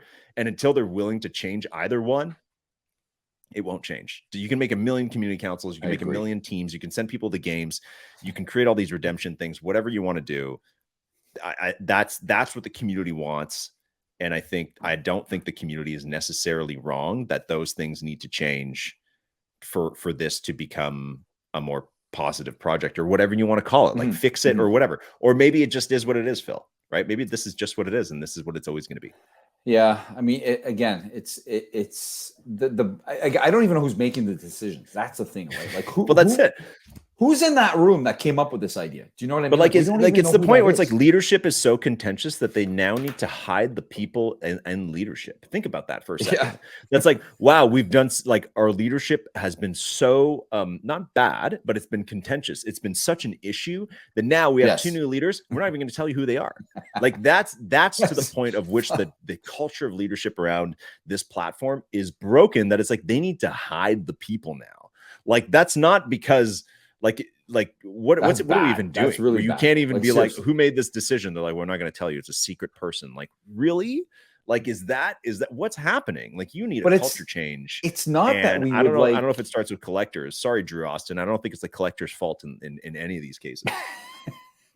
That's a whole other story. But but there's praise to be given at the same time. So that's where it's kind of weird, right? Like the whole redemption things is fantastic. Do you know what I mean? So it's obviously an educated group of people making these decisions. I would just love some insight on kind of the behind the scenes stuff. But I get it. You know what? They've had a bad history with people in charge now. The whole Janie thing was so wild that they're like, you know what? The next person, whoever the next people are, like you said, we're going to keep it under wraps. We're not even going to give the public. I can understand it makes sense, but there's still part of it where it's like, is that really is that it's your not. solution That's terrible. To just hide them? Yeah, that's awful. Like, no, you can't do that, man. Like, what is that?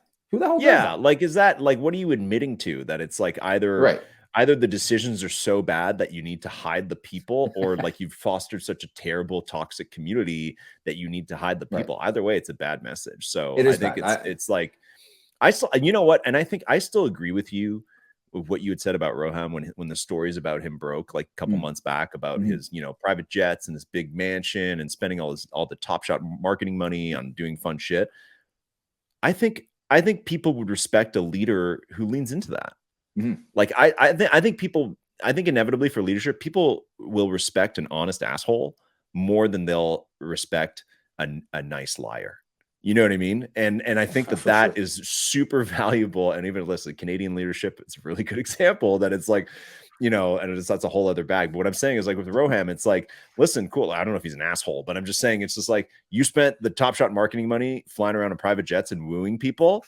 That's not necessarily a bad thing. That's what people that run billion-dollar companies, that's what they have to do. But the part where you're like, the mansion I stayed at, it belonged to my friend. It's like, you don't have to say that. You can say you're a baller with like a, hot TikTok girlfriend. Like you can tell us that. That's fine. People might not like you for it, but they're going to like you even less for lying to their fucking face over and over. Right. But like the whole yacht thing was great. That really stirred the pot with like, people are furious. The whole yacht thing with Diplo. Was it Diplo? Of course, it was Diplo. Yeah. No, but that was the funniest thing because at Ape Fest, that's all people could talk about. Even though these were not the same NFT people, all we heard at Ape Fest in New York that one night we went was like, no, we kept talking about. Is Roham's yacht about to pull up here? Yeah, the surprise that Roham's yacht is going to arrive at Ape Fest, and like for part of me thought that was possible for some reason. We were there, and he was going to have Diplo on the yacht, and he was going to do a major laser show or something. Oh man, right? But it's like I think they should lean into it. I think they're going to be like, I think less like, oh, just pretend like they didn't go back on their word and be like, hey, that rule we told you, we're changing it, and also like we're going to print more supply. We need revenue. Like I think honestly, they get a lot more respect. than just pretending, being like, we're building the library of NBA history. And here's what's the most unknown freaking player from last week? Who's the most unknown player in the rookie drop?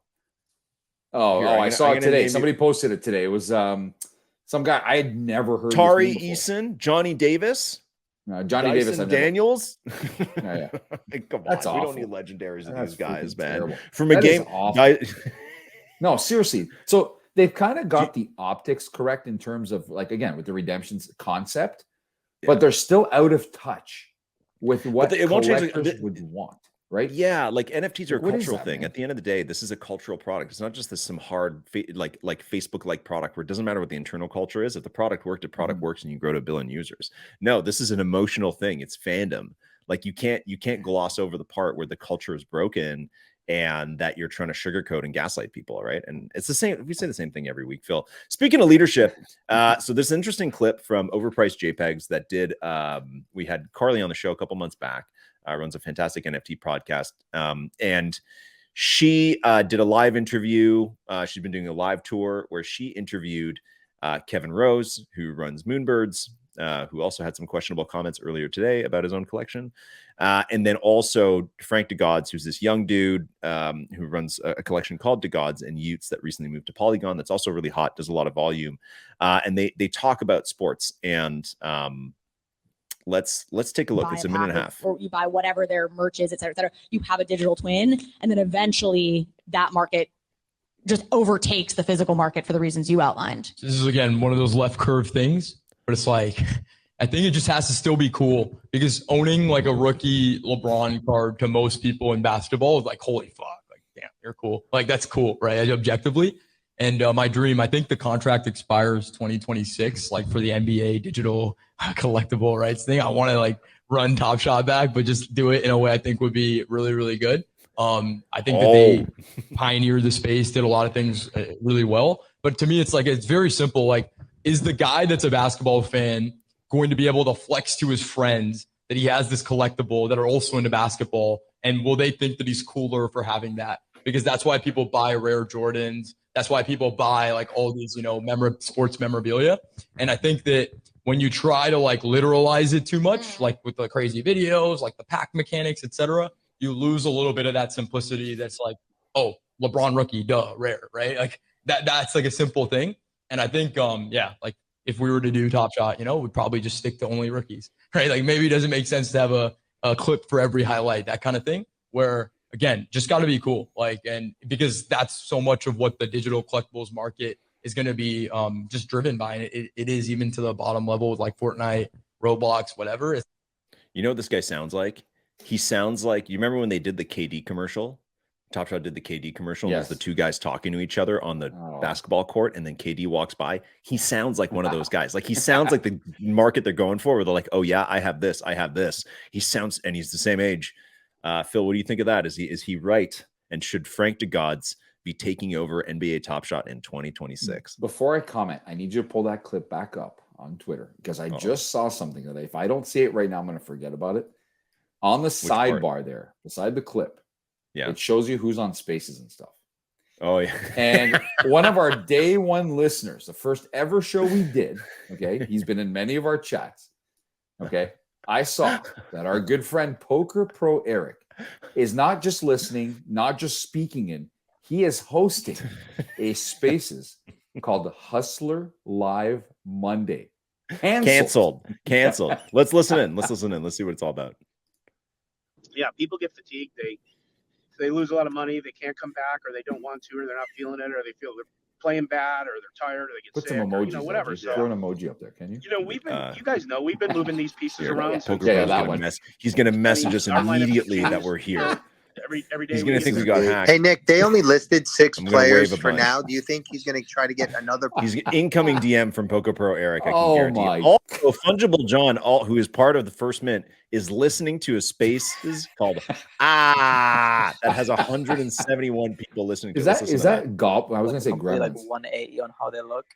I don't plan for something like that. Nope, it's a real Spaces. It's not people screaming. It's a real Twitter Spaces having a real conversation. So that's, before I talk about the overpriced JPEGs guy, what he said, it would be a great segment to actually go back, LG, and find the people like we kind of, because you told me I've said this for the millionth time at NFT NYC last year, LG said this is the end of season one of NFTs. Of NFTs, yeah. And I feel that since then, like the crowd of regulars that we were used to, a lot of them are still there, but there's some that have it's just interesting to see what people are into and do outside of NFTs, because some have completely changed track. and gears, and they're doing. They need something to do online. They need some community part of, and I think like NFTs, unless they got into the other NFT communities and you're kind of part of the main NFT scene, I think even our little community here is like only has so much excitement that isn't just shitting on Top Shot all the time,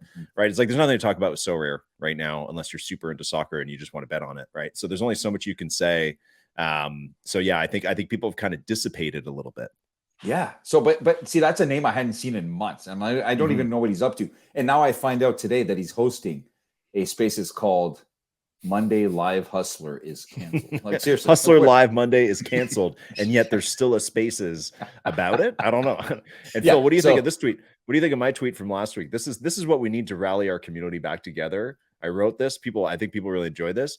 Maybe we just need a monthly live stream titled "Let's Argue About Top Shot," Royal Rumble style. New random comes in every 2 minutes.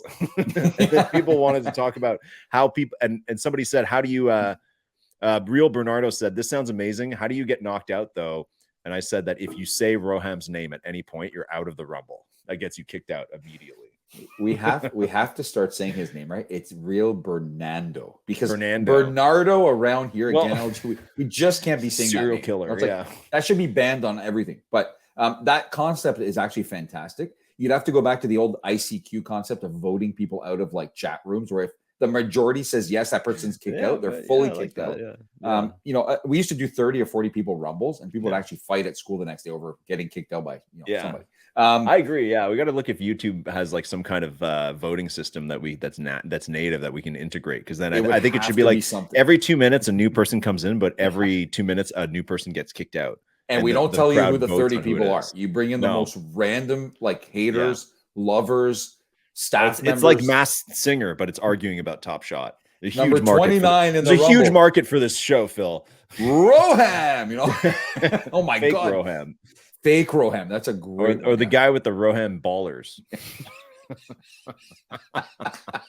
What about the guy with the Doucette brothers ballers? Like, what's going on with that? Oh yeah, where is that guy? I forgot who it was. He is. Yeah.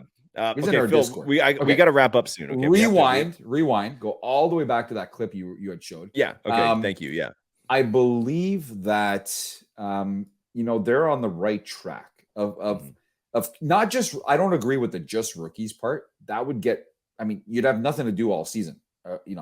You'd collect the original rookie moments or whatever it is, and it'd be boring the rest of the time. Well, I don't think that was his official business proposal. No. I think what he's saying is actually kind of similar to what you and I were talking about recently about how the thumbnails of the moments are more attractive to us than actually watching the moments. That it's like that the set and the tier and the meaning of the card outweighs what he's saying. I think is all the fancy features of like it's the highlight and it has all this stuff. It's like I think he's saying that they've overcomplicated it, or over literalized it, and rather that he's saying like rookie LeBron card, it doesn't need any more description than that. And then that's what's cool, is that the community fills it with the coolness, not the platform. It's funny you say that, because that Russell Westbrook spotlight moment that just came out, people went bonkers at the thumbnail, calling it the greatest thumbnail of all time. Yeah. It didn't take much, right? Yeah. And for me, fantastic photo. We've shown the clip many times, but like, okay, you can't make this an actual moment, but like the clip of LeBron just freaking losing it, right? Like something like that was, for me, was one of the bigger moments of the NBA. Yeah, this is hilarious. That's great. Here's the Russ. Here's the Russ. It's beautiful because it's also on Memphis's court, which is like this cool baby blue, and a lot of cool thumbnails have come out of this on Top Shot. But then it's like when you actually click on the moment, it's like, all right, here it is. It's so much more boring. It's like, here's Russ, passes it to Mason Plumlee, who passes it back to him, and then he fakes guys out, But Morant, what was the score at this point? Does anybody care? For me, that's always been the thing. Do you think they won or lost this game, Phil? Did they win? I'll say they lost. Memphis didn't lose too many games at home. Let's see. Memphis didn't lose too many games at home. Becoming the first player in NBA history to have a 30-point 10-assist game with 5 different teams in his squads. Okay. 141 to 132 win on March 29th. Holy shit. They did win, but I guess that's when Memphis was going through it. Is anybody now talking about how Russell Westbrook set that record this year? Like, no, I don't even remember or care about that or that moment or anything. This is my point with that. Like you said, we've said it all the time, LGs. I want kind of like the best moments of the season. And I don't care if a player doesn't get one. If you want to make a base card of every player, absolutely. Yeah. Okay, go nuts. Okay. But we do not need more than one of guys who didn't do shit all year in terms of moments that impacted the season. We just don't need it. Do you know what I mean? Like these logo game winners or these logo, these logo shots. And those are special moments. Those are great moments. I love stuff like that, right? Plays that I remember from watching games. I want those, but I don't want the crap, man. It's stuff that nobody wants. That's the thing, is that it's stuff that nobody actually wants. Like they're making it as though there's a market that exists for owning clips, but it's like, the main argument against Top Shot is like, hey, you can just go and watch these on YouTube. It's like, you know what, Phil? A lot of these you can't, because they're not even on YouTube, because nobody gives a shit about half these moments. Like that's what, you know what I mean? Like that's how irrelevant half of these are as the video clip, not as the player card, as the video clip, is that like half of them you can't even find on YouTube. You can't find anywhere because they suck. Like it's just Bruce Brown doing a layup in the middle of the season. Like nobody cares about that. In a game they lost, and they like missed the I'm playoff. sorry, but there's a lot of things in sports that nobody will ever watch again because there's a million games a year and a million teams and a million players, and like no one's gonna care about that. Like I want, I want the plays of the year, I want the players of the year, and I want the cards, and I want, I agree with what Frank's saying, that it's like I want to be able to flex. Like the only stuff I've kept on Top Shot that I actually care about is stuff that I have a similar feeling for. Like I have the one set that I've kept that I think to me is important is here we go. The Lakers rare finals appearance, the first season of Top Shot. And to me, I really believe that's the last time LeBron will ever be in the finals and the last championship he's going to win. And it's special as the playoffs, but it's like, I literally cannot tell you what a single one of those plays are. I don't know. I literally don't know, but I know that I know that I have players from the Heat and from the Lakers, and that the reward was Jimmy Butler. I can tell you. So it's like LeBron, AD, Butler, Caruso, KCP. On the Heat, it's probably like Adebayo and Tyler Hero and maybe someone else. Like I can name you the players, I can name you the set, I can name you why the set was made, but I absolutely do not care what the plays are in that set. Like I don't care. And I will never know what they are, despite holding it to zero, which will probably happen. I'm the same way. And when I collect like it's the market that doesn't exist. Like there's no market for that. Like you're not going to make these unknown, like clips of unknown plays cool. Like there's literally no way to do that. It's not possible. There is an argument though for something like, okay, so let's flip it to the NHL just for a quick second, even though Phil, I'm going to tell you right now, I literally have to be done in 7 minutes. I have a hard out. So here's the deal, real quick. The NHL Breakaway announced their first set, and it will be NHL first goals. For me, that is actually one of the only clips that attracts me to go and watch it, because I enjoy so much seeing how a rookie reacts to scoring his first goal at the highest level of play, right? Absolutely. Like I'll open those and watch them. Unlike anything else, which I never do, NBA first basket ever, I would probably want to collect that set and go and look at these players' reactions and see how they react to their first NBA bucket. I think that's pretty fun because it's historical. Right? That's something you would look up on YouTube, and that's something that would exist on YouTube and be popular, especially if it's like, okay, yeah, show me Giannis's first ever bucket. That's cool. LeBron's first bucket. I think I can picture it in my mind. You know what I mean? Like it's like that's cool. Like sure, but anything between that and them doing a game-winning shot to win the championship, irrelevant. LeBron, highest scorer ever. Very few of those field goals anybody actually cares about. Like it's true. I mean, at the time we loved that LeBron no looker, the one where he like turns towards his bench and stuff like that. But now its relevance has no value. Nobody cares. I don't even care to go look at that again. Right. So yeah, I agree. I do like that was in a condition that didn't matter and mattered less as they minted more. Right. But I will say that that's the kind of stuff that, if you took like a Sports Center approach to this kind of stuff, to minting it, it's like, all right, at the end of the year, it's plays of the year. And then it's like misplays of the year, right? Like you're saying. And so like literally it's like, all right, there's 10 moments. They are the best buzzer beaters, the most vicious slams. Absolutely. Like the whole value prop of Top Shot is like, it's the best slam dunks, all the shit. Cool. Top 10 plays of the year. When you're watching Sports Center and they're like top 10 plays of the NBA season, you're like, you stay an extra 5 minutes to watch it. 100%. And you also stay to watch the misplays. So yeah, LeBron, no look three. LeBron throwing a tantrum. Also hilarious. Someone loses their shoe and then throws it through the hoop. Oh, that's funny. You know what I mean? Like those are hilarious. Those are actually notable things that you would watch. Like if I showed you, hey Phil, here's the top 10 players from 2016, top 10 plays from the 2016 season, you'd probably watch it if it's a 3-minute I clip. would. Like, that's I cool. would. Like, Absolutely. you'd have good nostalgia. Be like, oh, wow, I forgot that this. I'd buzzer remember beater some of happened these. or Yeah. whatever. You'd be like, wow, I forgot that Carmelo like used to dunk on people. Like, whatever. That didn't happen. But well, you know that's where Candy Digital got it right when they did the Aaron Judge record-breaking home run drop. I thought that was great. Yes. I mean, that was one that a true collector would want to collect. It was such a historic moment that they hit a home run with that one, and it's unfortunate because it's on a platform that kind of struggles a little bit, right?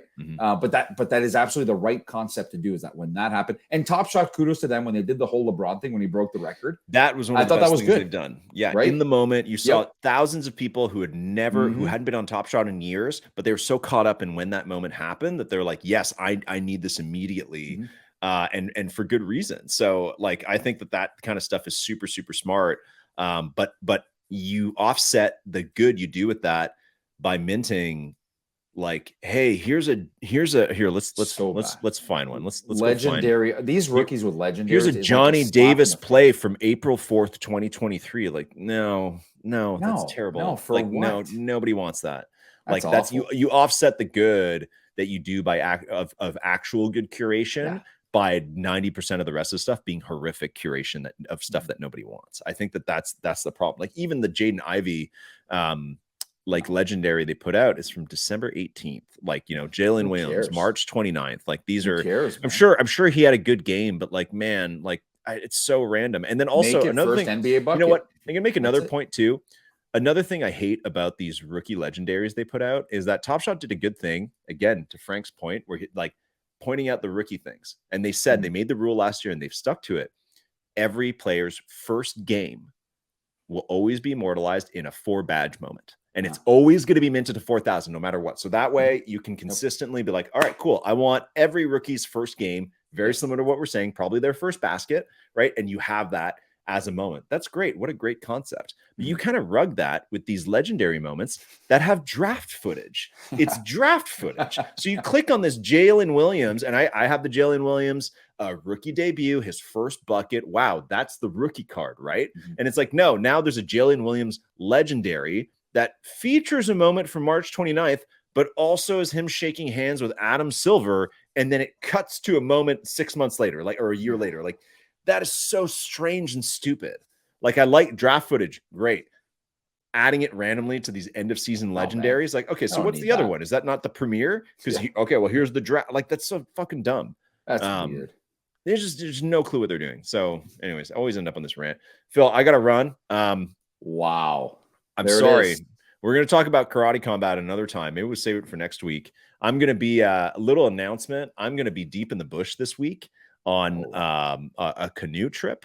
So I will be completely out of range. And as a result, somebody here needs to be running Twitter. And it's going to be Phil. Phil is going to be doing a Twitter takeover starting Thursday morning. I cannot be held responsible for anything that comes out of First Mint Twitter. So get ready for, I don't know, some kind of chaotic spaces. Who knows what, weird photos of llamas. I don't know what it's going to be, but Phil, you're up to plate, buddy. Wow. And you're going to be running the Twitter during that time. So if there's some kind of insane breaking news, a new Roham scandal or whatever, it's going to be up to Phil to manage and get the word out. There's no way for anyone to get a hold of LG to tell him this is going on. Is this all right? There's no way. So save your complaints for someone else. I'll be deleting those DMs that come in complaining about anything that happens. Wow. Phil is allowed to delete any DMs he wants. He can even delete DMs from years ago. So if you've chatted to me through the First Mint Twitter handle, don't expect me to, that the history Maybe that's of that what we chat need to might do. be gone. Maybe I need to respond to DMs from like 3 years ago. That'd be pretty fun. That's a good idea for a show. Let's go over DMs from 2.5 years ago and just see what they say. That's good. Let's save that for another show. I like that. Phil D, enjoy the rest of your week. Have fun on Twitter, and I'll be back next week fresh out of the bush with an even bigger beard than what I've got now. Have fun in the bush, man.